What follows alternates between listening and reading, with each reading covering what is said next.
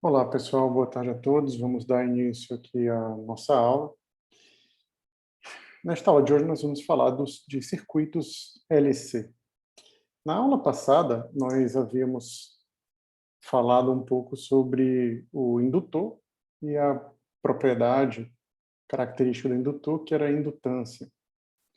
E o símbolo que a gente utilizou para indutância era o L. Então, um circuito LC é um circuito composto, então, por um indutor e um capacitor, como um circuitinho como esse que está aí no nosso quadro virtual. Nós vamos ver que esse circuito é extremamente importante. Com certeza vocês utilizam um circuito como esse daí no dia a dia. Ele é extremamente importante para, por exemplo, telecomunicações. E eu gostaria de começar a aula de hoje relembrando algumas coisinhas da aula passada. Em particular, na aula passada, nós implicitamente começamos a resolver um circuitinho chamado circuito RL. A gente não se alongou muito nele, a gente utilizou esse circuito apenas como um intermediário para o cálculo da energia que estava armazenada em um indutor. Então, na aula passada, nós tínhamos um circuito como esse daqui, composto por uma bateria, um resistor e um indutor. E nós escrevemos essa equação diferencial a partir isso aqui nada mais é do que a lei das malhas, né, da lei de Kirchhoff. E nós resolvemos essa equaçãozinha diferencial por integração direta e encontramos a energia armazenada em um indutor. No caso, essa energia, 1/2 de L, da indutância, corrente ao quadrado. Ok? E nós havíamos visto também que a indutância é uma propriedade essencialmente geométrica de bobinas, né, de solenoides. Nós vimos que ela depende do μ0, do número de voltas do indutor, número de vezes que você enrolou, número de enrolamentos, né? E também do seu volume, né? Tinha um termo que era a área multiplicado pelo comprimento dele. Então a gente pôde escrever isso como volume. Bom, num circuito LC, como é que ficaria a energia armazenada nele? Não no RL, né? No LC. Como vocês devem ter visto, espero que tenham visto, em eletricidade e magnetismo 1, a energia armazenada em um capacitor é Q ao quadrado sobre 2C. Então, é o quadrado da carga dividido por 2 vezes que multiplica a capacitância do capacitor. Então, a energia armazenada num circuitinho LC, que é um circuitinho como esse daqui, composto por um indutor L, aqui à direita. Lembra que o símbolozinho do indutor é esse solenoidezinho enroladinho aqui, que está em azul à direita. Aqui está à esquerda, a gente tem um capacitor com capacitância C. E aqui a gente tem um interruptorzinho S. Esse interruptor, quando ele fechar aqui o circuito, né, quando ele fizer passar uma eventual corrente por aqui, vai fazer com que esse circuito se torne um circuito que a gente chama de LC. Então, de posse da energia que a gente havia calculado na aula passada e a energia de um capacitor, a gente pode dizer qual é a energia total que está armazenada num circuito LC, no caso a soma dos dois, né? Vai depender então da carga que está no capacitor, da capacitância do capacitor, da indutância do indutor e da corrente que está passando pelo indutor. Claro que vai ter termos quadráticos aí, né? Corrente está ao quadrado e a carga também. Lembre-se que você pode relacionar a carga com a diferença de potencial, no caso do capacitor, né? Você pode relacionar o Q com C e V. Então, você poderia reescrever essa energiazinha aí, energia total, em função da capacitância e da força eletromotriz, né? Da voltagem que tiver nesse circuito aí. Além do, claro, da indutância e da corrente total. E a nossa intenção é fazer algo muito parecido com o que a gente havia feito na aula passada. A gente vai partir dessa expressão da energia para encontrar uma equação diferencial que vai expressar como é que esse circuitozinho se comporta. Quer dizer, uma vez que eu tenha carregado, digamos que eu carreguei esse capacitor aqui, coloco ele nesse circuito e fecho essa chave. O que vai acontecer com esse circuito? O que vai acontecer com a corrente? O que vai acontecer com a voltagem? O que vai acontecer com a energia armazenada, seja no capacitor, seja no indutor? Todas essas respostas a gente vai ter a partir da resolução da equação diferencial que está vinculada a esse circuito. Então, a primeira coisa que a gente vai fazer é encontrar essa equação, de maneira análoga àquilo que a gente havia feito na aula passada. Bom, a gente achou a energia total, então, armazenada no circuito, é a energia do capacitor mais a energia do indutor. E aí eu derivo com relação ao tempo, já que eu quero ver o comportamento, né, como é que é a voltagem, corrente, etc., a energia evolui temporalmente. Então, pego essa energia total aqui, U, e vou derivar essa energia com relação ao tempo. Então, aqui nesse segundo termo da segunda expressão, só substituir o U, porque é o quadrado sobre 2C, mais meio de LI ao quadrado. Bom, um meio de C não depende do tempo, né? São constantes, então a gente pode botar para fora da derivada, assim como um meio de L, que pode sair da derivada. Q ao quadrado deve depender do tempo, assim como I ao quadrado. Então, eu tenho que derivar esses caras. No caso, cai o 2, né, que vai cancelar com esse 2 que vai ter saído da derivada, né, com o meio que vai ter saído da derivada. E aqui também, quando eu derivar o I, o 2 que vai cair vai cancelar com o meio que vai ter saído da derivada. De maneira que eu vou ficar, então, com Q sobre C dq dt, né, porque eu não sei a forma, que é uma derivada implícita, né? Eu não sei a forma com que o Q depende de T, né? Então, eu caio 2, mas não sei como é que é, então eu escrevo dq dt.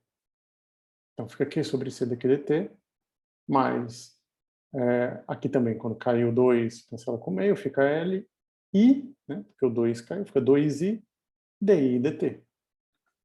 Então, nós ficamos com Q sobre C dq dt mais LI DI dt igual a zero. E essa, então, é a equação diferencial que descreve esse circuito aqui, o circuito LC. A nossa intenção agora é resolver essa equação diferencial. A gente havia resolvido na aula passada uma equação muito semelhante a essa, por integração direta. Aqui, no caso, a gente vai usar um método um pouquinho diferente. Eu não espero que vocês todos tenham visto. Aliás, essa seria até uma boa pergunta para fazer. Alguém já fez alguma disciplina em que foi dado como é que se resolve equações diferenciais, EDOs, né? Equações diferenciais ordinárias? Ainda não, professor, pelo menos não, né? Tudo bem. Então, vocês vão ter só uma ideiazinha, eu vou falar muito superficialmente de como é que se resolve esse tipo de equação. Vocês vão ter muito tempo ainda para se acostumar com esse tipo de coisa e espero que quando vocês chegarem mais para frente lá já estejam, para frente que eu falo em outras disciplinas, né, vocês já estejam profissionais em resolver equações diferenciais. Para cá, eu vou tentar ser o mais direto possível para que vocês apenas entendam, a gente não tire da cartola, digamos assim, o resultado da solução, né, dessa equação diferencial. A Emerson aqui falou no chat que está cursando agora. Ok. Já viu de segunda ordem, Emerson?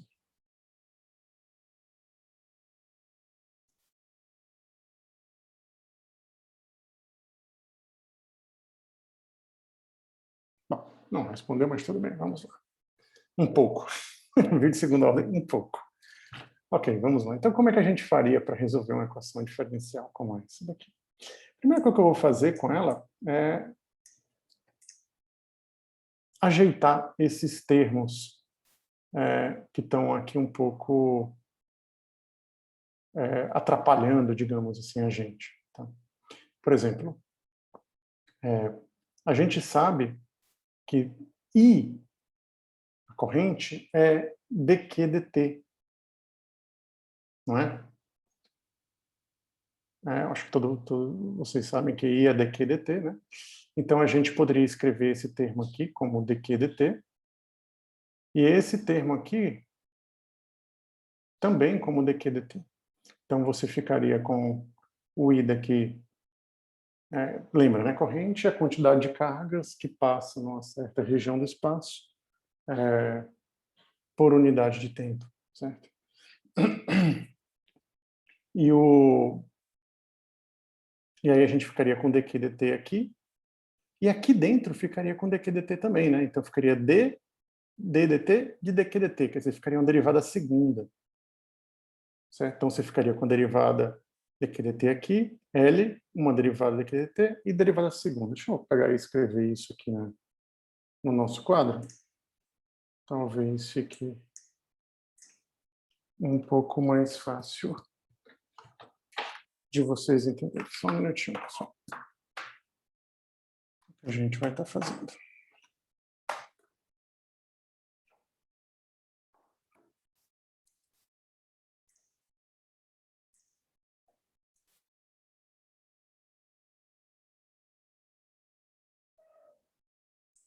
Então, vamos lá, botar nosso quadro aqui.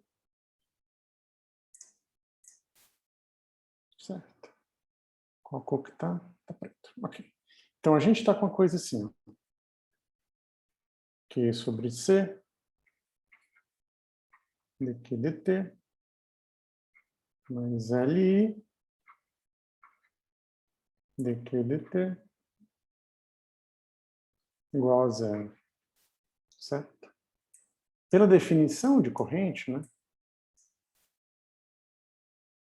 Pela definição de corrente, que é a quantidade de cargas que passa por unidade de tempo, a gente já pode relacionar, então, a corrente instantânea como sendo dq dt, né? E aí a gente pode, então, substituir o I... Opa, tá errado. Aqui não é o que eu escrevi. Isso aqui não é dq dt, é di dt. Afinal, isso aqui vem de meio de Li ao quadrado, né, esse termo aqui. Então, a gente vai ficar com Q sobre C, dq dt, mais L que multiplica I, mas I é dq dt, então eu vou botar aqui dq dt, d dt de dq dt, que é I de novo. Então, eu tenho um termo dq dt aqui, tenho um termo dq dt aqui. Então, eu posso dividir de um lado e do outro dessa igualdade por dq dt. Posso dividir de um lado e do outro por dq dt. 0 dividido por dq dt é 0. E aqui, então, dq dt vai cancelar com esse termo aqui, ó. E, obviamente, com esse termo aqui. Isso aqui é obviamente, eu estou dividindo os dois lados. Né? Assim. De maneira que eu vou ficar apenas com os termos que eu vou marcar aqui em verde, né? Opa, não ficou verde.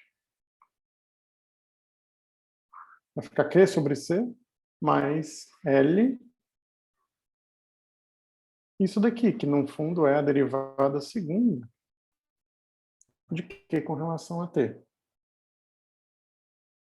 Todo mundo entendeu essa passagenzinha, pessoal? Sim, eu entendi. Então, vamos lá.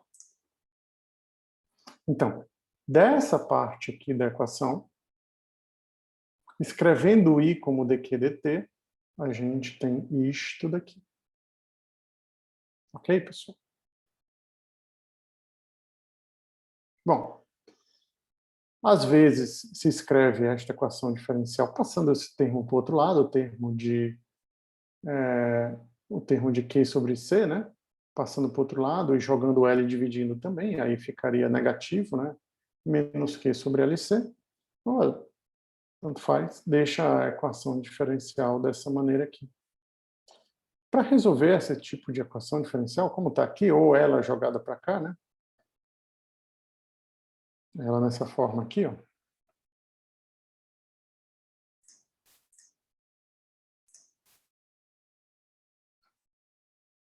Não quero verde. Ou ela assim, ó.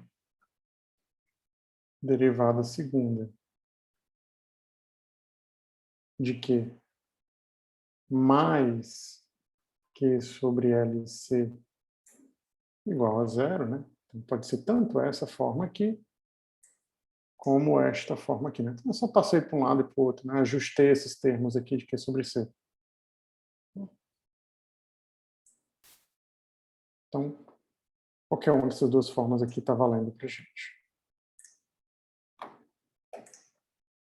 Para resolver esse tipo de equação, é interessante a gente trocar esse termo de 1/2 de LC que aparece aqui por ômega. Isto é, claro, isso aqui está 1 sobre LC e ômega é 1 sobre raiz de LC, né? Eu trocaria esse termo aqui, 1 sobre LC, por ômega ao quadrado. De maneira que, bom, eu só limpei aqui o quadro, tá? Então eu vou só copiar essa equação e essa substituição aqui. Colocando esse cara aqui, né, ele tem que entrar ao quadrado, a gente fica com a equação diferencial desta maneira aqui, ó. Eu já passei esse cara de volta para o membro da esquerda, para ficar tudo positivo, a gente não ficar carregando esse sinal de negativo.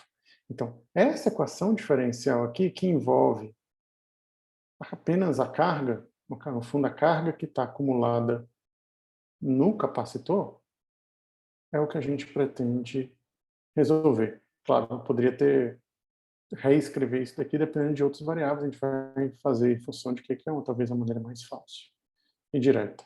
Então, antes de seguir em frente, vocês entenderam esse procedimento, pessoal? Vamos lá, repetir rapidinho, né?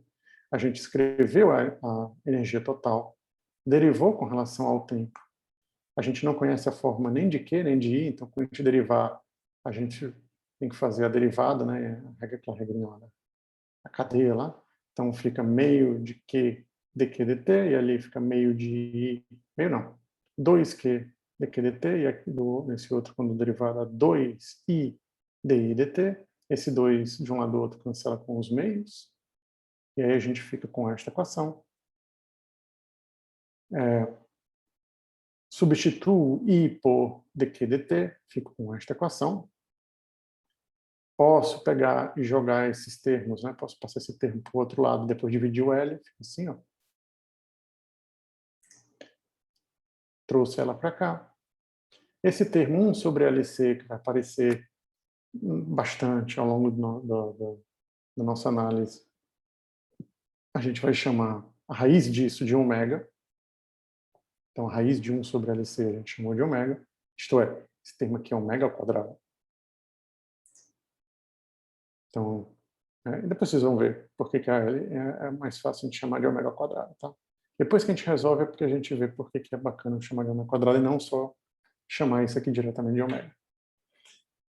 Bom, aí eu só trouxe, depois de chamar isso aqui de ômega, para a esquerda, e ficou mais ômega ao quadrado que é igual a zero. Acho que todo mundo entendeu isso. Se ninguém tiver nenhuma dúvida, vou dizer aqui como é que a gente vai fazer para resolver essa equação diferencial. Certo, pessoal? Alguma dúvida com relação a isso?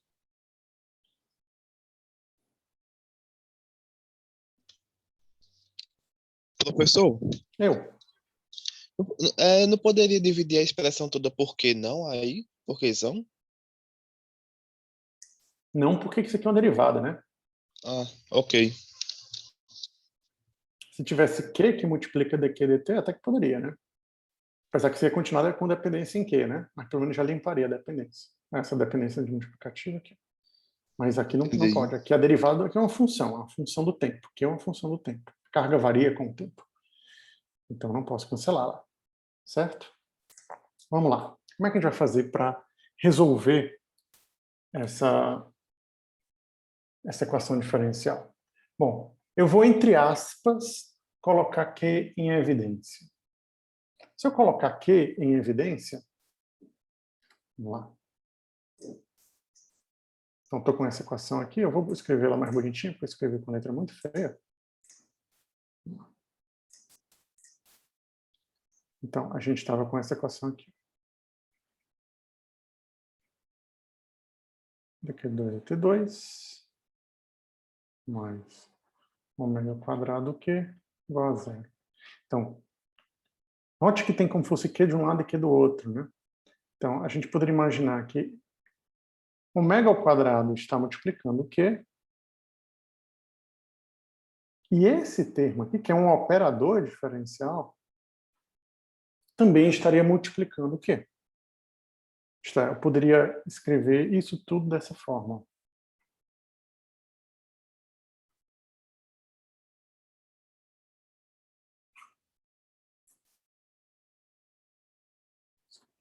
Lembrando que isso aqui é um operador, ele só faz sentido quando aplicado numa função. Mas, de qualquer maneira, não há problema nenhum em escrever dessa maneira. Isso aqui obedece totalmente àquilo que vocês vão ver no futuro, que é chamada álgebra dos operadores diferenciais. Não tem problema nenhum. Tudo ok até aqui? Lembrando que, como alguém perguntou, eu botei em evidência, mas eu não posso cancelar, tá? Eu não posso simplesmente dividir por Q de um lado do outro, porque esse cara, sem operar em ninguém, quer dizer, não vai ter ninguém para ele operar, ele não tem sentido. Então, eu posso escrever assim, mas não posso cancelar. Não é uma multiplicação. Isso aqui é apenas descrevendo uma ordem de operação. Se você imaginar que a multiplicação também é uma operação. E né? É uma das primeiras operações que você aprende depois da soma e da subtração. Ok, pessoal? Então, você fica com isso daqui. Só que eu posso chamar esse cara aqui de outra coisa, né? Uma letra mais bacana, digamos. Eu posso chamar esse aqui, como ele tem um 2, é como se fosse duas vezes, né? Isso daqui, né? Duas vezes não, quando for como se fosse isto multiplicado por isto, ó, como fosse DDT multiplicado por DDT, né? Eu poderia chamar DDT, isso aqui como se fosse um quadrado, né? E aí, se a gente chamasse cada uma dessas derivadas de D, a gente ficaria com um operador que a gente poderia chamar de D ao quadrado. Tudo bem até aqui? Então, vamos lá.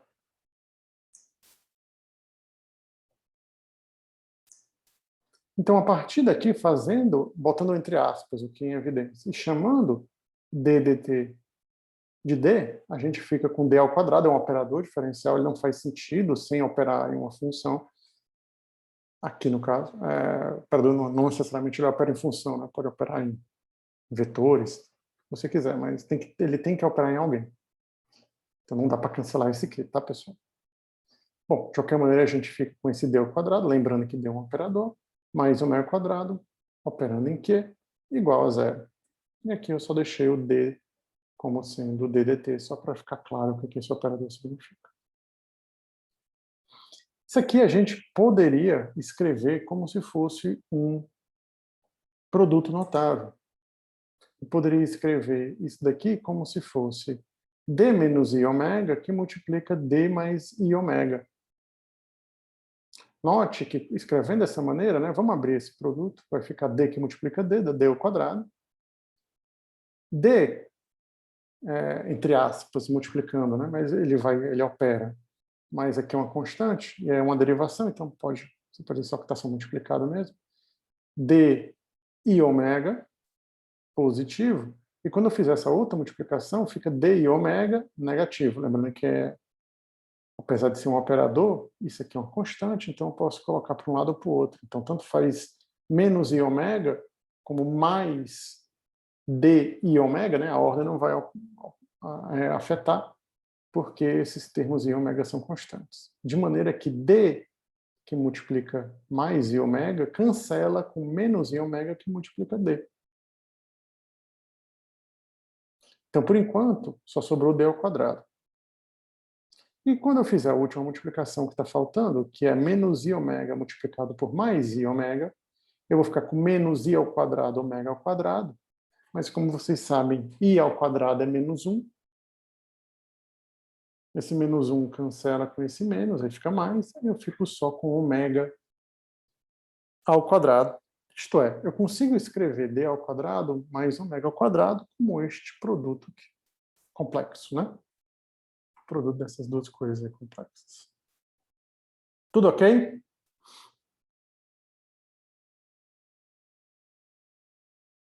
Tudo ok, pessoal? Professor, Eu. esse I ômega aí, esse I, ele apareceu só para ajudar na fórmula mesmo, né? O i que eu estou escrevendo aqui, eu não sei se vocês já viram o número complexos, né? Espero que já tenham visto. O número complexo, ele tem dois termos, ele tem um termo real e um termo imaginário, e o termo imaginário é um número multiplicado por i. I, no fundo, é a raiz quadrada de menos 1. Ah, então esse ômega é imaginário. Ah, agora Exato. entendi, Pois é, obrigado. então, como i é raiz de menos 1, i ao quadrado é menos 1. Então, aí, quando eu multiplicar esse termo por esse termo, vai ficar menos i ao quadrado ômega ao quadrado, só que i ao quadrado é menos 1, então o menos do menos 1 cancela com o menos dessa multiplicação aqui, e aí eu fico com mais ômega ao quadrado. Tudo bem, pessoal? É só uma maneira de... Não precisam realmente aprender, a gente não vai resolver equações diferenciais nessa disciplina, é só porque às vezes é chato ficar sempre lançando resultados para vocês, sem vocês entenderem mais ou menos de onde é que eles vêm. Eu coloquei aqui mais como uma curiosidade, tá, pessoal? Mas não se preocupem, vocês vão ter disciplina só disso. Tudo bem? Então, vamos lá. Então, a gente ficou com esses dois termos entre parênteses multiplicado por quê?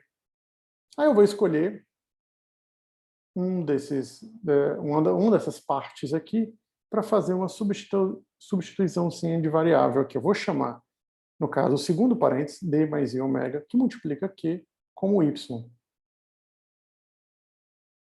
Certo? Vou chamar isso daqui tudo de y. De maneira que eu vou ficar com d menos i ômega, que multiplica y. Até aqui, ok, pessoal? Só fiz substituição de variável. Né? Chama esse termino aqui. D mais i ômega, que multiplica q, de y. E aí, substituir ele aqui embaixo. No fundo, eu estou transformando uma equação diferencial que ia ser de segunda ordem numa de primeira ordem. Essa é uma maneira que... Quando a gente fez isso daqui, ó, e vai fazer substituição, a gente está transformando, entre aspas, uma equação de segunda ordem numa de primeira ordem. Quer dizer, antes eu tinha uma coisa com a derivada segunda, e agora eu tenho uma derivada só a primeira. Né? Lembra que d é d dt, então só tem uma derivada por enquanto, mas é claro, a derivada segunda está aqui ainda, mas está presente na forma do y. Mas por enquanto a gente não vai se ater a isso. Bom, daí agora eu vou operar esse cara, vou fazer o d operar em y e fazer essa multiplicação de menos i ômega multiplicando por y. Fico com isto daqui. E depois vou voltar agora, dzão, né? Eu vou escrever como dt, de maneira que eu vou ficar com isso daqui, assim, dy dt. Isto é, isso aqui vai virar dy dt menos i ômega y igual a zero. Passo esse termo menos i ômega y igual a zero para o outro lado, e aí vocês têm uma equação que vocês já, suponho, saibam resolver por integração, né? Bom, eu vou só guardar esse termo aqui, eu vou ter que limpar aqui o quadro, então vou guardar essa equaçãozinha diferencial aqui. Então, dy dt igual a i ômega y. E também a definição de y, né? Vai ser útil para a gente no futuro. Então, vou limpar o quadro. Fiquei só com aquela equaçãozinha diferencial e a definição de y. Para resolver isso aqui é muito fácil. Tudo que depende de y eu boto para um lado, tudo que depende de t eu boto para o outro. Fico com dy sobre y igual a i ômega dt. Aí vocês sabem resolver isso aqui, é só integrar de um lado e do outro. Aqui vai ficar log, e aqui vai ficar simplesmente t, né? De maneira que a gente fica com ln de y igual a i ômega t. Tá faltando uma constantezinha, eu vou botar de volta depois, porque aqui a integração ela não foi definida, né? A integral é indefinida. Se eu exponenciar de um lado e do outro, exponencial do logaritmo é o argumento do logaritmo, então é y. E aí do outro lado vai ficar com... Aqui eu trouxe de volta a constante, né? Porque isso aqui é para ficar como se fosse ln de y mais um c qualquer, né? Então quando a gente for fazer... Podiam passar para o outro lado, fazer exponenciação, e daí você ficaria com um termo como esse daqui. E essa daqui, então, é uma das minhas respostas que eu estou procurando para aquela equação diferencial. Maneira que a gente tem de encontrar outra resposta, tem várias maneiras, é pegar o y e substituir, né? Trazer de volta quem ele é, que no caso é d mais y ômega q. Isso aqui é uma equação não homogênea. A gente tem... Então, você vai resolver a equação diferencial. Você tem uma equação não homogênea, você iguala ela a zero, resolve, com ela sendo igual a zero, e daí pega a parte que a gente já sabe qual é a solução, que é a parte aqui no fundo, essa parte homogênea. Ou a gente poderia fazer o seguinte, bom, a gente estava resolvendo uma equação de segunda ordem, né? E aí a gente encontrou uma solução, que no caso é essa daqui, ó. Para refazer essa equação de segunda ordem, a gente ia encontrar essa solução, a gente fez essa substituição. Aqui, ó. A gente chamou isso daqui de y. Mas eu podia ter pego isso daqui, né? Esse outro termo em parênteses, multiplicado por q e chamado isso de y. Se eu tivesse escolhido meu y diferente, esse primeiro parênteses vezes q, eu não ia encontrar essa resposta aqui. Eu ia encontrar exponencial de menos i ômega. Uma equação diferencial de segunda ordem você já sabe resolver equações de primeira e segunda ordem, não equações diferenciais, equações de primeira ordem, de segunda ordem, né? Quer dizer, você sabe resolver uma equação linear, você sabe resolver uma equação quadrática, né? Usa lá a Bhaskara e etc. Então, vocês sabem que tem duas raízes quando a equação é quadrática, não é? Uma equação diferencial, quando ela é de primeira ordem, ela tem uma solução. Quando ela é de segunda ordem, ela tem duas soluções.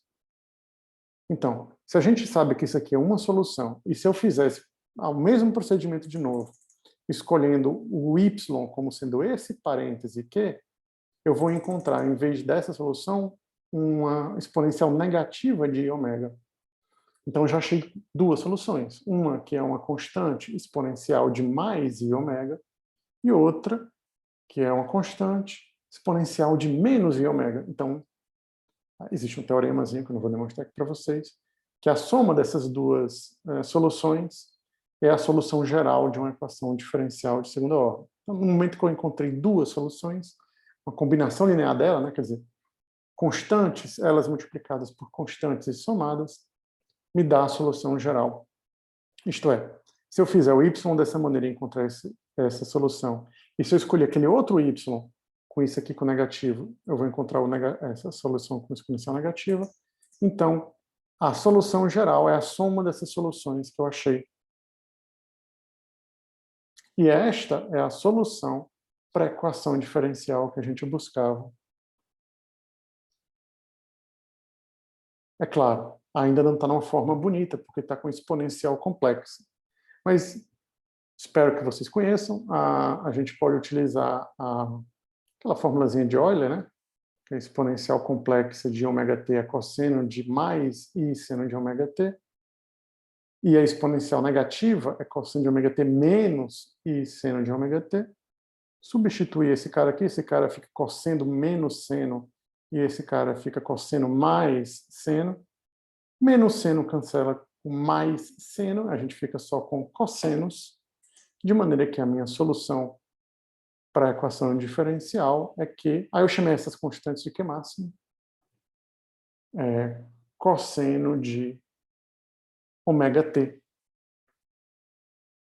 repetindo, eu não estou querendo que vocês repitam esse tipo de procedimento, que vocês aprendam esse tipo de procedimento em uma vez, tá? Vocês teriam que fazer todo um curso que é bem mais longo do que o tempo que a gente tem aqui, na verdade. Um curso de equação diferencial, na verdade, pode chegar a ter 6 créditos, não sei como é que está o de vocês, mas eu, por exemplo, quando fiz, eram 6 créditos, não 4, né? Como a gente tem nossa disciplina aqui. Então, você começa vendo equações de primeira ordem, depois você vai para equações de segunda ordem, e aqui eu peguei 5 minutos para a gente tentar resolver uma equaçãozinha diferencial. É só para vocês terem ideia de onde é que vem esse tipo de resultado. Você também poderia imaginar o seguinte: a equação que a gente queria resolver é esta, que a gente encontrou como resposta é esta. Você poderia só se perguntar, bom, eu estou procurando uma função, né, porque uma equação diferencial tem como resultado uma função, que se eu derivar 2 vezes, eu encontro ela mesma a menos de uma constante. A menos uma constante multiplicada por ela mesma. E vocês sabem funções que têm essa propriedade, né? Senos e cossenos têm essa propriedade. Fica aí, se eu derivar cosseno uma vez, fica menos seno, se eu derivar de novo, fica menos cosseno. Então, se eu derivar 2 vezes, muda o sinal e fica a mesma função. E de onde é que vem esse ômega, né? Bom, no caso, eu tenho que derivar uma função e tem que sair um termo de um LC.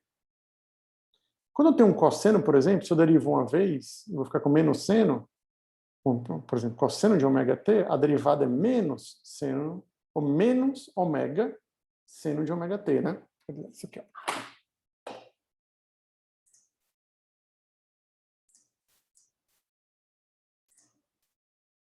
Então, vamos lá. Se eu tenho uma função Q, que é cosseno de ômega t, derivada primeira dela, menos ômega seno de ômega t. Derivada segunda dela, quem é? Vou derivar o seno de novo, né? Então, fica menos. Quando eu derivar o seno, vai ficar cosseno, mas não tem esse cara multiplicando, então ele sai de novo, né? Então, fica menos ômega ao quadrado cosseno de ômega t. E aí você entende por que a gente chamou aquele termo que estava lá multiplicativo de ômega ao quadrado e não ômega, né? Isto é, se eu chamar ômega de raiz de LC, a primeira derivação ele sai uma vez, na segunda vez ele sai de novo, e aí fica 1 sobre raiz de LC, que multiplica 1 sobre raiz de LC, raiz com raiz, né? Fica LC, que é exatamente o que a gente estava procurando como constante. E é por isso, então, que a gente, para resolver esse tipo de equação, a gente pega esse terminho que está aqui e chama de um ômega ao quadrado. Isto é, ômega é a raiz quadrada desse termo aqui. Porque quando a gente deriva uma função 2 vezes, esse termo de constante vai sair 2 vezes, no caso da função cosseno, da função seno, e aí vira essa constante que a gente procurava aqui. Quer dizer, a gente pode tanto fazer esse método que a gente utilizou aqui, essa substituição, como a gente pode olhar para a equação diferencial e interpretá-la. Uma função que depende do tempo, tal que se eu derivar 2 vezes ela, eu tenho ela de volta com um sinal trocado e esse termo multiplicativo. Aí, no caso, a função que tem essa propriedade é cosseno. Aí, é claro, para ajustar o termo multiplicativo, eu chamo esse cara de ômega t, né? Então, é cosseno de 1 sobre raiz de LC, que multiplica t. Quando eu derivar a primeira vez, esse 1 sobre raiz de LC sai. Quando eu derivar outra vez, ele sai de novo. Raiz com raiz, fica 1 sobre LC. E o negativo vem da derivada do cosseno, né? Deu para entender isso, pessoal?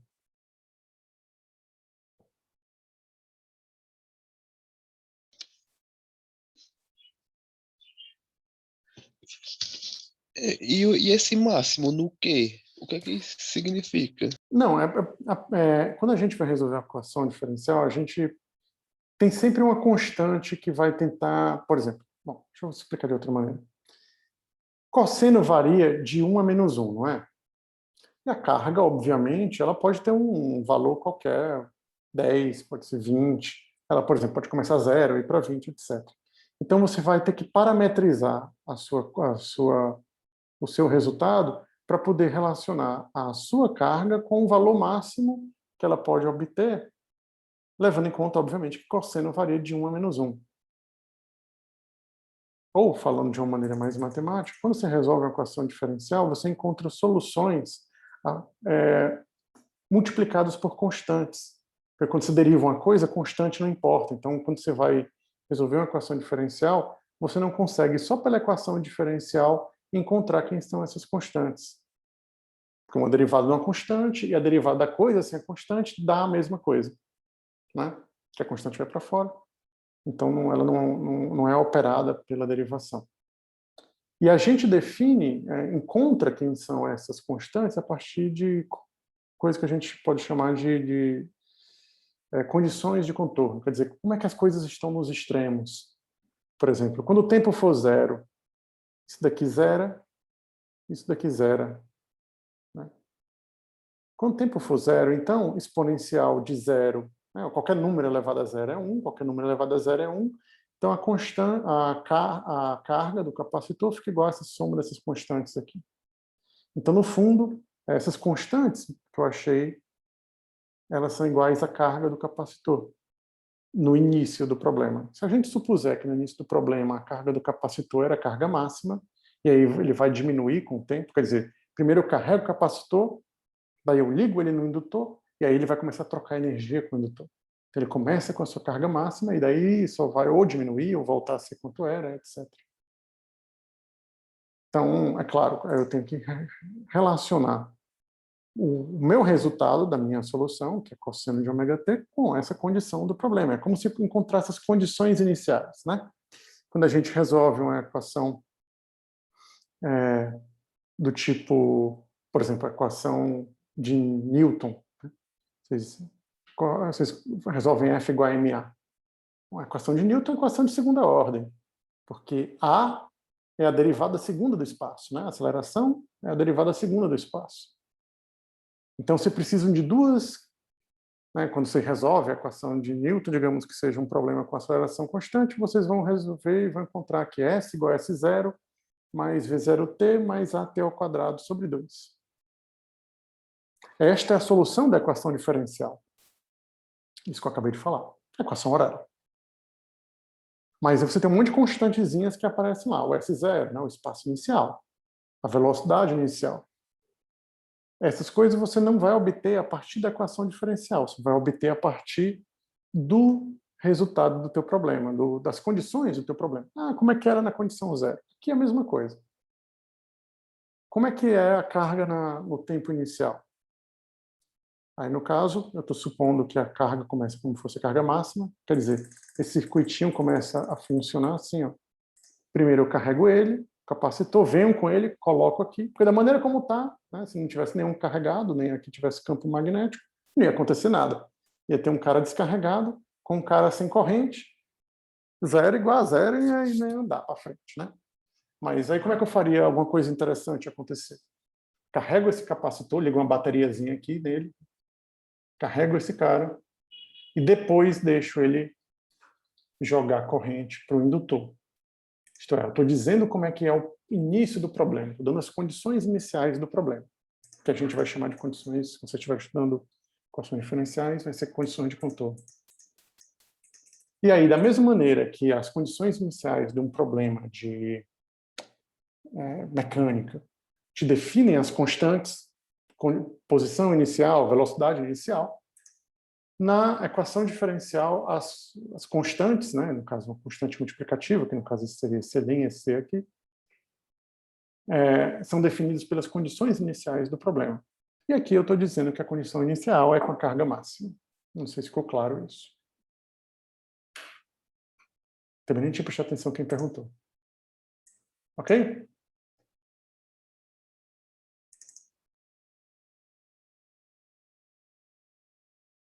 Quem tinha perguntado, tá ok? Tá ok. Beleza. Certo. Então, pronto. Isto quer dizer, um circuitozinho como esse tem como solução isto daqui. Mas o que isso quer dizer?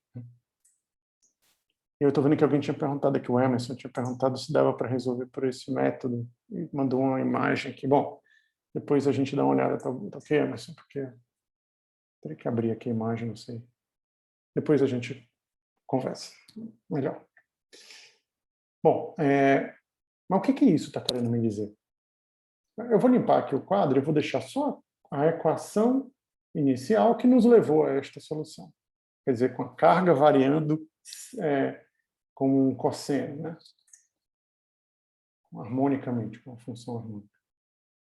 Isto é, a carga faz isso. Então, aparentemente, a carga oscila com o tempo.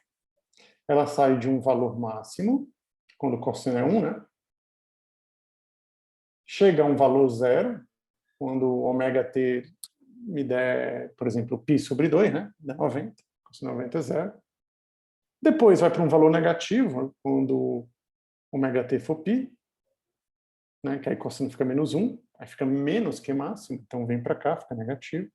Depois volta a ser positivo de novo e fica oscilando, alternando desta maneira aí. Então, aparentemente, a carga ela começa aqui com certo valor, depois cai para zero, quer dizer, descarrega o capacitor, depois fica negativo, quer dizer, se a carga começa inicialmente positiva em cima e negativa embaixo, fica zero, e depois fica negativo em cima e positivo embaixo, quer dizer, alterna a coisa. Depois zera de novo, descarrega de novo. E depois volta ao que era antes. Tudo bem com essa interpretação aqui, pessoal?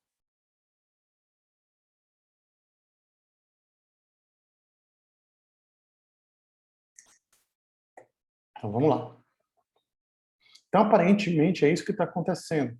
Se eu carregar esse cara e ligá-lo ao indutor, ele vai jogar a carga, provavelmente, para o indutor, né? Porque a energia tem que estar armazenada em algum lugar, então deve estar indo para lá. Sendo armazenado no indutor, lembre-se da aula passada, a gente viu que o indutor é uma maneira de você armazenar energia no campo elétrico, ou no campo magnético, desculpe. Depois, essa energia volta para o capacitor, mas volta invertida. Não é energia invertida, né? Mas as cargas ficam invertidas. Depois zera de novo, quer dizer, vai para lá, para o indutor de novo. Depois volta da maneira como era no início. E por aí vai. E o que está acontecendo com o indutor? Bom, lembra que a energia no indutor é uma constante corrente ao quadrado. Então, se eu quiser saber o que está acontecendo com o indutor, eu tenho que encontrar a corrente. E a gente sabe que corrente é a derivada da carga pelo tempo. Então, vou pegar esse termo aqui, que é máximo cosseno de ômega t, e vou derivar. Isso vai me dar a corrente. Isto é, a corrente é menos ômega, que multiplica Q máximo seno de ômega t. E eu posso chamar esse cara aqui, já que eu olhando para cá, né? Bom, a corrente vai ser o seno multiplicado por essa constante. Ômega Q máximo. Então, quando o seno for um certo valor, no caso, quando o seno for menos 1, eu vou ter a corrente máxima, né? Menos 1 porque tem sinal de menos, menos com menos fica mais. Aí fica somente ômega máximo, quando o seno for 1. E quando o seno for 1, né, em vez de menos 1, eu vou ter como se fosse a corrente mínima, né, o mais negativo possível, que também tem esse valor de ômega Q máximo. Isto é, isso daqui é como se fosse a corrente máxima. Como fosse, não, é a corrente máxima. Então, eu vou chamar ômega Q máximo de I máximo. E vou fazer o gráficozinho das duas, para a gente tentar entender o que está acontecendo. Note que cosseno de zero, né, tempo igual a zero, cosseno é 1, né, quando é 0 grau. E seno de zero é zero. Isto é, a carga começa no seu valor máximo e a corrente começa no seu valor de zero. Se eu fizer o gráfico de menos seno eu obtenho isso daqui, e aí eu posso comparar, então, o que está acontecendo, né? Então, começa com toda a energia, entre aspas, né, toda a carga armazenada aqui no capacitor. Esse cara, então, o indutor não tem nada passando por ele, então o capacitor está carregado e tem um local para onde ele pode mandar as cargas, então é claro que as cargas vão tentar ir do negativo para o positivo, né? Então eles vão passar pelo indutor. Então essas cargas começam a rodar o circuito, e aí começa a haver um aumento de corrente aqui, né? Ou melhor, a presença na corrente, no caso uma diminuição, ela fica mais negativa, mais em módulo, ela está aumentando, né? Até um ponto que fica mínima, né? Ou máxima, no caso, a corrente. E nesse caso, no momento que ela está máxima, é o momento em que a carga é zero, né? Em que você descarregou o capacitor totalmente. Depois que você descarregou o capacitor totalmente, o que vai acontecer? Você vai ter um indutor, que vai ter armazenado energia, e o capacitor descarregado. O indutor, obviamente, vai sentir essa variaçãozinha de corrente, vai começar a induzir uma corrente pela variação do fluxo dele mesmo, né? Lembra que a indutância está ligada àquela variação do fluxo do campo magnético, ou melhor, a indutância é o campo, é o fluxo do campo magnético, né? Dividido pela corrente, mas de qualquer maneira, quando você varia a corrente pela lei de Ampère, você vai ter uma FEM, então ele dá origem a uma corrente. Então, no momento que zera aqui, o indutor começa como se fosse a carregar o capacitor. Só que como a lei de Ampère é a contrária, né? É que ela é menos derivada do fluxo sobre o tempo, ele vai estar gerando uma corrente contrária e você acaba como se fosse carregando o capacitor com cargas contrárias à que ele tinha antes. E aí ele vai transferir toda a sua energia, o indutor transferir toda a energia para o capacitor, e aí começa de novo o ciclo, certo? Continuando ainda matematicamente com isso, antes de falar matematicamente, deixa eu mostrar para vocês, então, essa coisa que a gente está falando, né? Aqui está invertido com relação ao que estava no quadro, né? O capacitor está à direita e o indutor à esquerda. Mais um lá. É só vocês refletirem isso na cabeça de vocês, né? Imagine que é a imagem especular disso daqui. Então, a gente está inicialmente com isso daqui. Cargas positivas, digamos, em cima, negativas embaixo. Então, se tem um excesso de cargas negativas aqui, elas gostariam de vir para cá. Aqui está só o campo elétrico, né? Saindo das mais e entrando nas minhas. Então, essas negativas vão querer vir para cá, ou, né, se você for adepto da corrente no sentido convencional, os positivos que estão aqui vão querer vir para cá. Tanto faz. Certo? Quer dizer, eles vão estar fazendo isso aqui, só um minutinho. Pronto. As positivas começaram a sair, se for o sentido convencional, vindo para cá, passam pelo indutor. No momento que você está passando aqui pelo indutor, claro, você tem uma corrente, você vai ter então um campo magnético aumentando aqui no indutor, quer dizer, eu vou ter mais energia sendo armazenada. Antes não tinha energia nenhuma, né? No indutor. Agora, só um minutinho. Pronto. Parte da energia está sendo armazenada aqui no indutor, e depois a corrente vem para cá e anula as carguinhas que estavam aqui em abundância, né? Negativo, no caso.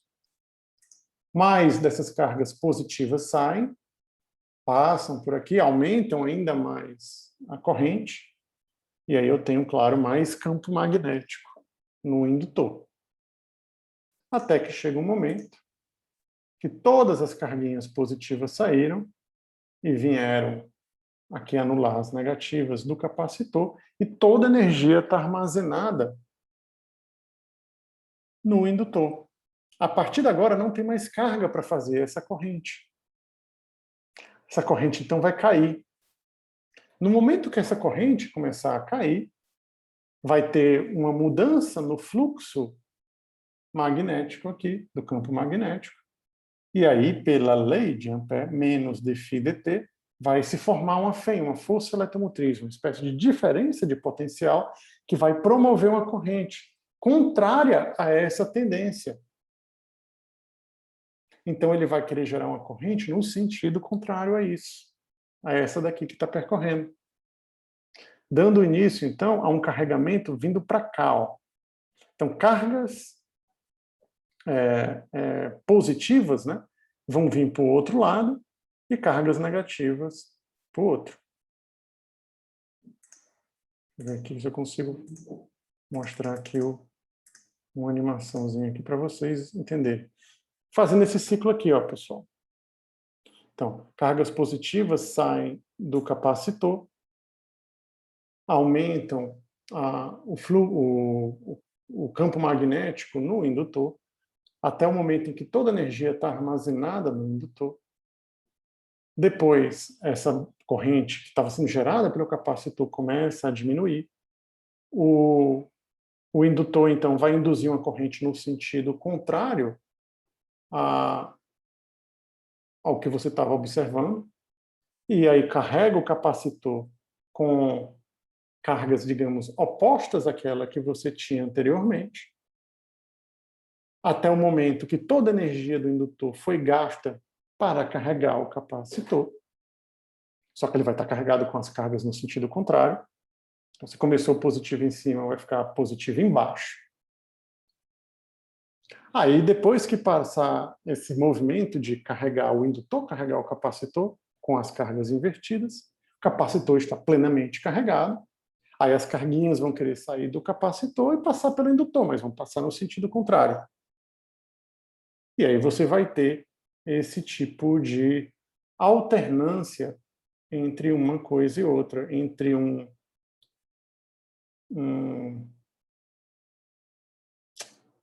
entre um indutor e o capacitor, um transferindo energia para o outro.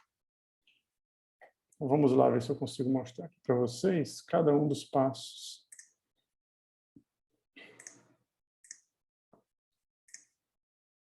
Certo, vamos lá. Então,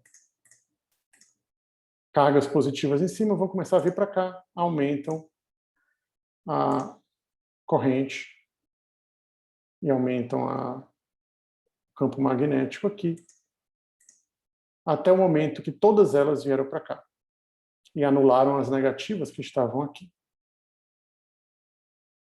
Próxima etapa, a corrente vai começar a cair. Quando a corrente começar a cair, o indutor fala, não, eu não gosto disso, eu não quero corrente caindo. Eu vou me opor a essa queda de corrente. Então, ele vai fazer uma corrente, ele vai tentar manter a corrente continuando no mesmo sentido. Né?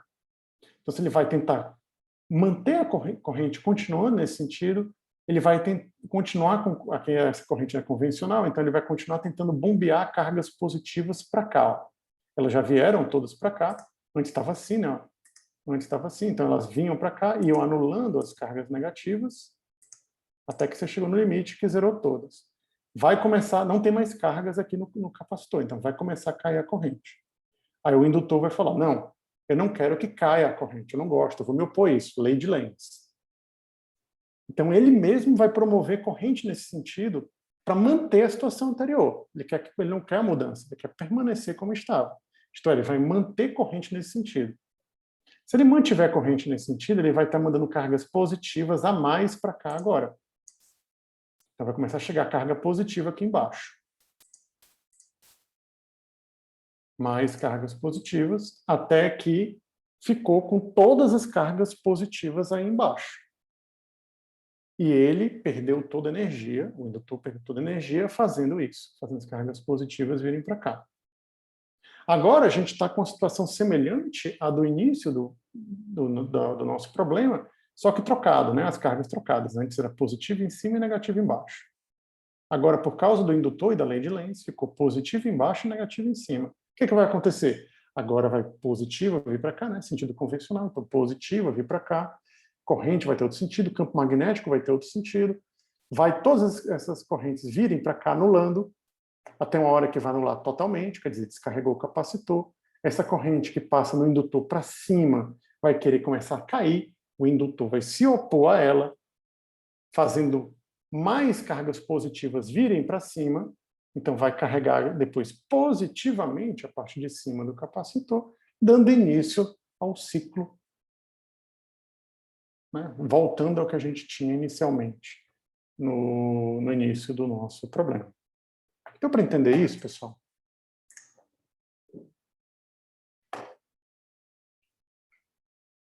Sim ou não? Professor, uma dúvida. Hum. Durante todo esse procedimento aí, considera-se que a energia seja conservativa, né? Sim, pode ser. Se não for, lascou. Mas vamos ver se ela é. Já, já. Certo? Mas qual era a sua pergunta? Só para Não, era só isso mesmo, porque observar, só por verificar se é. Não é curiosidade. isso? Isso. Tá certo. Bom, mas o que eu quero que vocês entendam é o que esses gráficos estão dizendo, por enquanto. Então, você começa com a carga positiva em cima, então, digamos que positivo em cima seja Q máximo positivo no capacitor, corrente zero. Essas cargas vão começar aí a se transformar em energia armazenada na forma do campo magnético no indutor, até o ponto que elas zeram, né? Você vai ficar com o capacitor totalmente descarregado. Nesse ponto, a corrente é máxima no indutor, ou mínima, né? No caso aqui, máxima em módulo. É só com o sentido contrário. Esse aqui é só o sentido da corrente, então ela é máxima em módulo. Aí, a partir disso, o capacitor não tem mais como manter o indutor, uma corrente passando pelo indutor, vai começar a cair a corrente. Lei de Lenz, ele vai se opor a essa queda, mantendo a corrente no mesmo sentido. Vou continuar, tentar manter no mesmo sentido. E aí eu começo a carregar o outro lado do capacitor com cargas positivas, até um ponto que você vai obter Q máximo negativo, né? Em vez de ser carga positiva em cima e negativa embaixo, vai ficar negativo em cima e positivo embaixo. Quando isso acontecer, toda a energia que estava armazenada no indutor vai ter sido gasta para isso. Aí o capacitor é que vai começar a promover a corrente de novo, só que no sentido contrário. Vai transferir energia para o indutor. Quando começar a cair o indutor, a corrente, o indutor vai querer manter naquele sentido. Aí ele vai carregar o outro lado do capacitor com cargas positivas, e aí vai ficar como era no início, positivo em cima, negativo embaixo. Que era essa sequência aqui que a gente havia dito.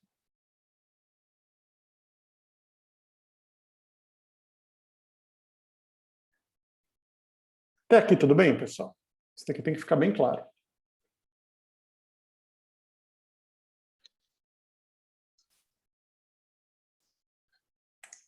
Okay? Tudo para mim tá certo. Então vamos lá. E a energia total? A gente está falando da corrente e da carga, mas a gente não falou da energia, não falou se ela se conserva. Bom, vamos tentar encontrar uma expressão para energia. A energia Q ao quadrado sobre 2C mais meio de LI ao quadrado. A gente sabe quem é Q e sabe quem é I. Um é cosseno e o outro é seno. Vamos substituir. Substituindo o cosseno aqui, vai ficar Q máximo cosseno sobre ômega t.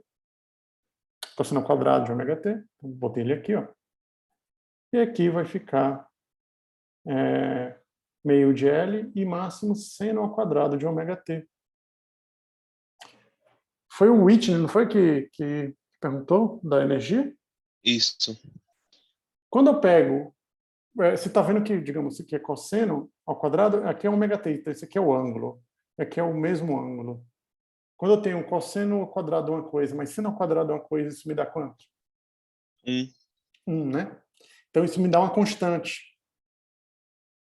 Então, independentemente do tempo, isso aqui vai me dar uma constante, que essa constante é justamente a energia total. E é claro, você pode depois verificar, por exemplo, no tempo t igual a zero, isso aqui é zero, isso aqui é zero, então é cosseno de zero é 1, então a energia é Q ao quadrado sobre 2C. Quando o tempo for tal que... quando o tempo for, por exemplo, π sobre 2 multiplicado por 1 sobre ômega, né? Cancela ômega com ômega, fica π sobre 2. E aí, então, o cosseno zera e o seno fica 1. Aí você vai ver que a energia vai ser, então, meio de L I máximo ao quadrado. Aí você fala, vixe, mas deu diferente, né? Não, mas aí se você vê que é I máximo, que é ômega Q máximo, então meio de L I ao quadrado máximo vai ser meio de L ômega ao quadrado Q máximo ao quadrado.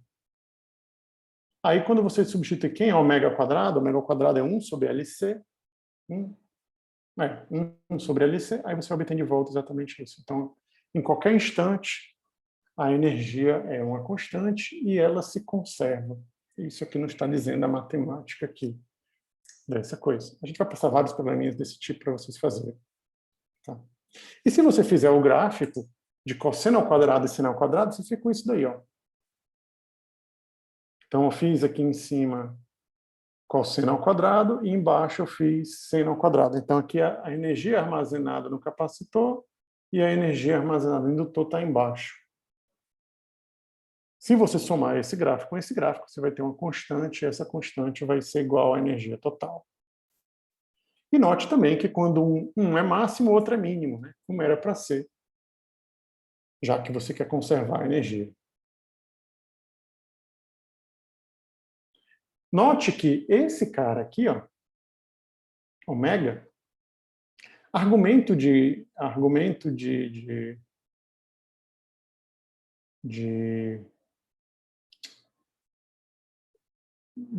qualquer função, né? Isso aqui tem que ser uma coisa adimensional, né? Então isso aqui deve ter unidade de 1 sobre segundo, né? Esse ômega aqui tem unidade de 1 sobre segundo. Na verdade, quando você vai analisar isso daqui, você vê que tem um termo de 2π radiano. Radiano não é unidade. Então, você fica com isso daqui sendo o que a gente chama de frequência angular. Esse ômega é uma frequência angular. E, na verdade, para você obter realmente o teu 1 sobre segundo, você tem que dividir esse ômega por 2π. Quer dizer, se você quiser ver no tempo, o intervalo de tempo que demora para você sair, digamos, de um máximo da carga e chegar no outro máximo da carga, o intervalo de tempo que demora é o inverso disso daqui, que é a frequência, né? Então, 2π raiz de LC é o período, é o intervalo de tempo entre esses máximos aqui da carga do capacitor. Ou, falando de outra maneira, o inverso disso é a frequência, é o número de vezes por segundo que a energia vai e volta para o capacitor e, por conseguinte, também para o indutor.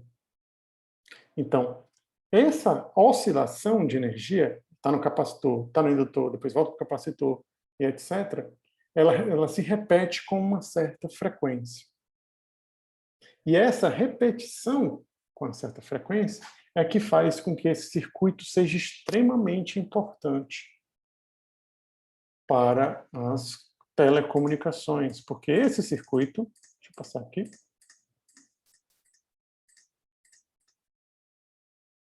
depois eu vou só fazer um paralelozinho dele com o oscilador harmônico, né? Como vocês viram, a energia vai e volta, você poderia imaginar com a energia cinética potencial, a gente vai falar isso. Mas esse tipo de circuito, ele é a base do rádio. Então, por exemplo, se você for pegar o rádio mais simples que você puder imaginar, ele tem essa cara aqui, ó.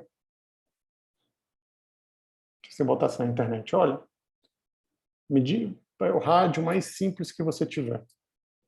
Você vai ver que essencialmente é uma antena, um capacitor, um indutor, aqui é um indutor variável, então só mudando a indutância. O indutor variável é esse daqui, ó. Você pega uma barra de ferro e passa ela por cima do seu indutor, de maneira que a corrente vem, por exemplo, vem por esse fio, passa pelos enrolamentos aqui, depois volta por aqui. Se eu deslocar essa barra de ferro até o final, é como se ele percorresse todo o indutor. Então, é claro que a corrente não vai continuar aqui se não faz sentido para ela passar por aqui, né? Então, é como se eu diminuísse, entre aspas, o tamanho do indutor. Mas esqueçam que é isso, é só uma maneira de sintonizar, digamos, um rádio. Mas o que você tem num rádio, então, no fundo, é um capacitor e um indutor, é claro, uma antena. Então, o que acontece no rádio? Primeiro, você tem que ter tido alguém que emitiu um sinal, né? Digamos que seja um sinal também de rádio, alguém emitiu lá. Isto é, fez elétrons oscilarem numa outra antena. Esses elétrons estão indo para cima e para baixo na antena, dão origem, então, a uma onda eletromagnética. Essa onda vem aqui e faz elétrons dessa antena oscilarem para cima e para baixo. Quer dizer, está gerando uma corrente nessa antena. Essa corrente, então, vai ser passada para o capacitor e para o indutor. E aí tem aquela coisa, se a corrente for indo para um lado e para o outro, né? Quer dizer, se a frequência que foi emitida, ou melhor, recebida pela antena, não casar com a frequência de oscilação do circuito, e a frequência de oscilação do circuito é essa daqui. Quer dizer, eu vejo, né, o tempo que demora para um período, então eu vejo duas sequências, né? Eu vejo como quando isso daqui me dá 2π, né? Então eu faço ωt igual a 2π, que chama esse t de período. Então fica ω período igual a 2π, porque a cada 2π o seno e o cosseno se repetem, né? Então é um período. Aí eu então passo o 2π para baixo, o ω para baixo, fica período igual a 2π sobre ω, ou frequência, né, que é o inverso do período, igual a ω sobre 2π, o inverso. Então, quer dizer, se a frequência que foi recebida pela antena não casar com essa daqui, a energia acaba se dissipando e você não tem uma oscilação bonitinha, ele não consegue casar a oscilação daquela corrente que você recebeu pelo ar, o sinal que você recebeu pelo ar, com a oscilação do circuito. Se, no entanto, a coisa lá que foi emitida tiver a mesma frequência que o circuito tem, e a frequência depende essencialmente da indutância e da capacitância, quer dizer, depende da indutância do indutor e da capacitância do capacitor, esse circuito começa a oscilar por causa da antena na mesma frequência do sinal emitido. E isso aqui é um rádio. E aqui está um rádiozinho simples. Então imagina que isso aqui está ligado numa antena, esses dois fiozinhos. A antena recebe, os elétrons dela começam a oscilar de acordo com o sinal emitido, que coincidentemente é o mesmo, esse sinal oscila com a mesma frequência que esse circuito pode oscilar. Então essa coisa vai mandar uma corrente que vai carregar o capacitor, depois vai... o capacitor está bem aqui, ó. Não sei se dá para vocês verem. Carregar o capacitor, que depois carrega o indutor, que depois carrega o capacitor, que depois carrega o indutor, e depois você pode passar esse sinal para um alto-falantezinho. Claro que vai ter que amplificar, o sinal tem outras partes aqui. Aqui tem um diodozinho, a gente depois pode falar para que serve esse diodo, mas essencialmente o rádio a parte fundamental do rádio é isso, é o indutor e o capacitor. Então você casa essa coisa, e aí depois passa esse sinal para caixa de som, né? E a caixa de som vai para frente e para trás com a mesma frequência do sinal lá que você estava emitindo. E isso foi um sinal, então, que você captou. É claro que é muito mais complicado que isso, porque o sinal tem que ser modulado, tem umas outras coisas que vão ir demodulado, mas isso daí a gente pode conversar um tempo depois, mas o que é importante vocês entenderem é que o funcionamento tanto do emissor de um sinal de rádio como do receptor de um sinal de rádio dependem da oscilação desse circuitozinho aqui, que vai ter o seu tempo definido por esta frequência, cujo valor é fácil de obter. É só você fazer isso aqui, né? Você está com uma coisa do tipo cosseno de ωt ou seno de ωt. Então, o cosseno ele varia com 2π, né? Então, depois de 2π, depois de um tempo passado que seja equivalente a 2π em ângulo, a coisa se repete. Vamos chamar esse tempo de período. Então, ômega t fica sendo igual a 2π, e aí t é igual a 2π sobre ômega, ou frequência, né, que é o inverso do período. É o inverso disso, então, é ômega sobre 2π, mas você sabe que é ômega é raiz de LC, né? Então, a frequência é 2π raiz da indutância, capacitância. Então, quando você escolhe o seu indutor e seu capacitor de maneira que a frequência de oscilação de energia indo para um lado e para o outro case com o de um sinal, você consegue captar esse sinal a partir de uma anteninha e depois amplificá-la e depois ouvir esse sinal. Da mesma maneira, se você tem um sinal que você quer enviar para alguém, o que você faz é pegar esse sinal, captá-lo através de uma coisa, pode ser uma membrana que está vibrando dentro do microfone, transformar isso daí em variação de corrente, mandar esse cara aí através de uma anteninha, né, para ser captado por um circuito lá. Agora, é claro, você vai querer depois emitir uma certa frequência, aí vai ter uma portadora, é uma coisa um pouco mais complicada, a gente vai falar isso no futuro, quando a gente for falar realmente de rádios.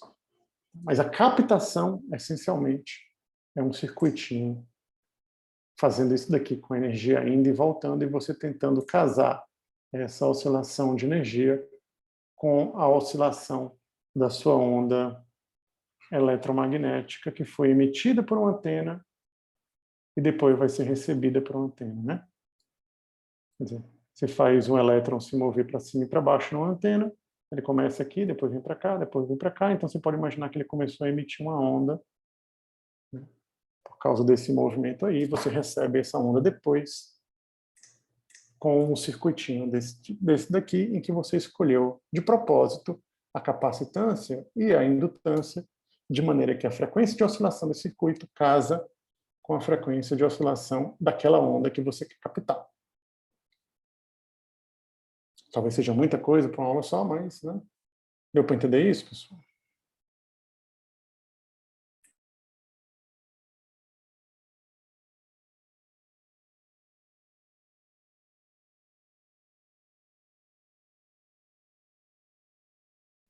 Professor, quando você tá sintonizando a rádio, você está Uhum. alterando a capacitância e a indutância, é? Normalmente você está mudando a capacitância e não a indutância.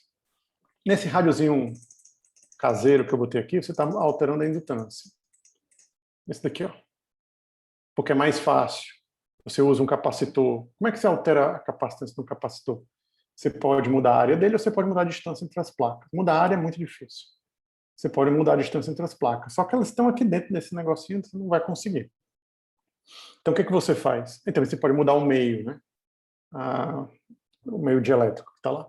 Então, o que você pode fazer de maneira mais, digamos, primitiva, entre aspas, em casa?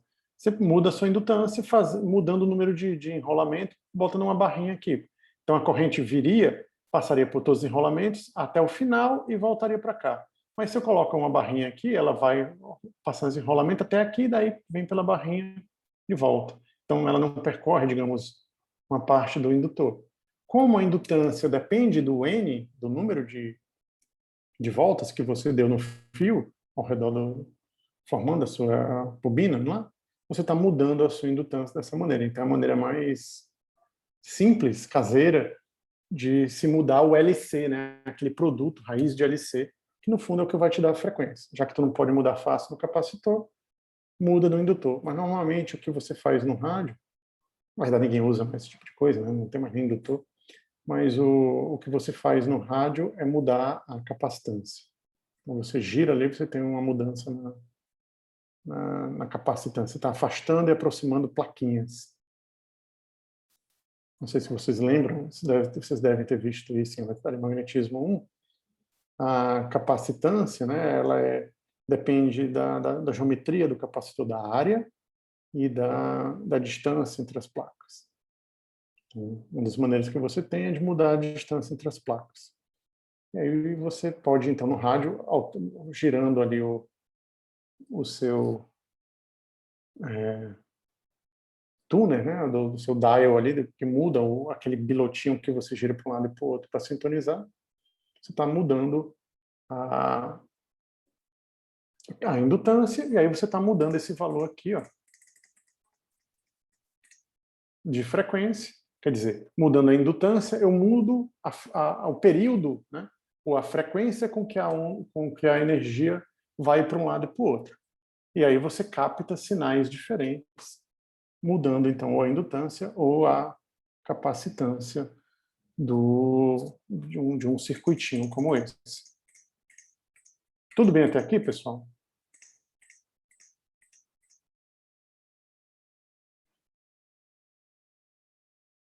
Mais alguma pergunta? Importantíssimo que vocês saibam isso. É bom todo físico saber como é que funciona o rádio, né? Bom, pessoal, e aí, só para terminar aqui a nossa brincadeira de hoje, desse circuito LC, eu achei que daí ia dar tempo da gente fazer um exercício, mas talvez não dê. Talvez seja mais interessante, a gente tem 4 minutos, fazer uma analogia entre essa oscilação essa troca de energia na forma de carga e na forma de campo magnético, com aquilo que vocês viram em mecânica, num oscilador harmônico, né, em que você tinha energia armazenada na forma de energia potencial elástica e energia cinética. Então, por exemplo, se você puxasse uma molinha, né, tem uma molinha e um bloquinho, você puxasse esse bloquinho aqui uma distanciada à origem, você estaria armazenando energia potencial elástica, né? Então a mola armazenou energia da mesma maneira que está armazenada energia aqui, na forma de energia potencial elétrica, né? Aqui, quer dizer, existe potencial para essas carguinhas virem para cá, no caso, no sentido convencional, então as positivas vindo para cá. Quando você solta, é o equivalente a você permitir que as carguinhas venham, né? Então você fecha aqui o circuito, essa chavezinha fecha, permite que elas venham, então é como se soltasse o bloquinho.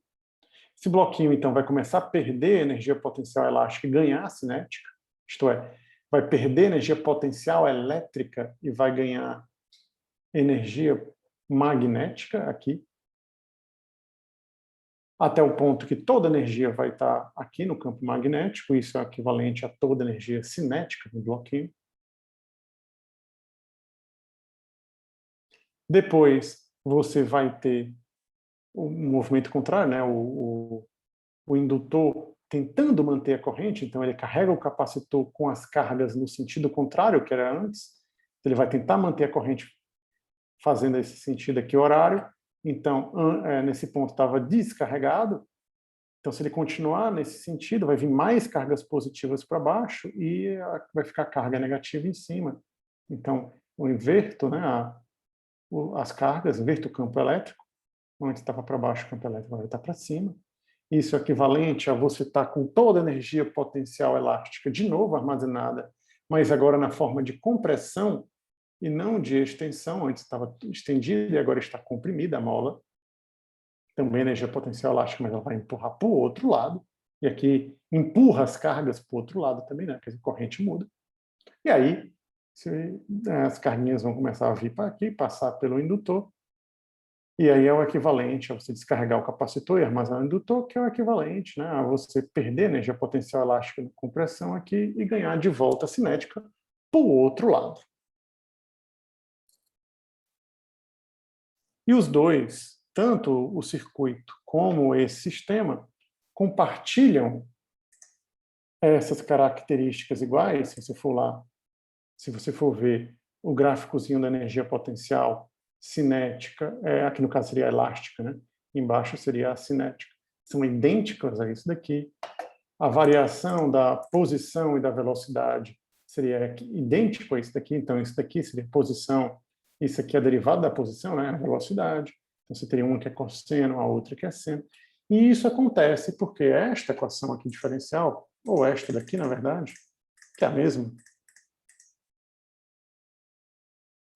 essas equações diferenciais, elas governam esses dois sistemas, tanto o circuito LC como o circuito massa-mola. Então, toda vez que vocês viram uma equação como essa, diferencial de segunda ordem desse tipo. Então, ela é igual a... Uma derivada segunda da função é igual a menos ela, ela, né, a menos de uma constante. As soluções são sempre dessa cara aqui, de cossenos e senos. E você vai poder fazer um paralelo disso com o sisteminha massa-mola, um oscilador harmônico, e também um circuito LC e outras coisas também, como vocês vão ver no futuro. Então, se você estiver brincando, por exemplo, com a equação de Schrödinger e encontrar uma coisa parecida com essa, você já, então deve ter um oscilador harmônico quântico. E é isso que é talvez até mais importante do que o circuito LC, é entender esse tipo de coisa, que essas equações, que essa matemática governa diversas coisas e que essas coisas têm um paralelo direto entre si. Ok, pessoal?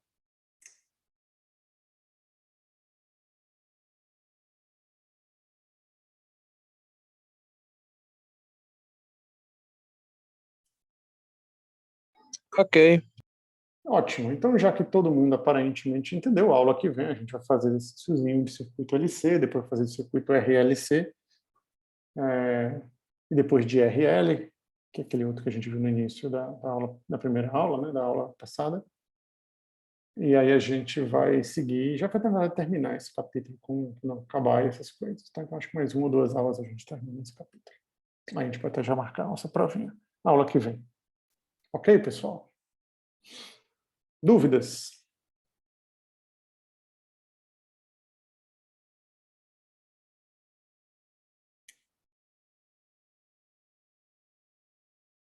Ok, vocês são grandes entendedores.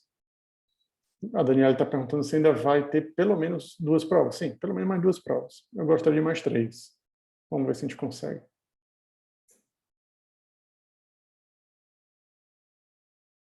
Tá bom, pessoal? Então a gente se vê quarta-feira agora.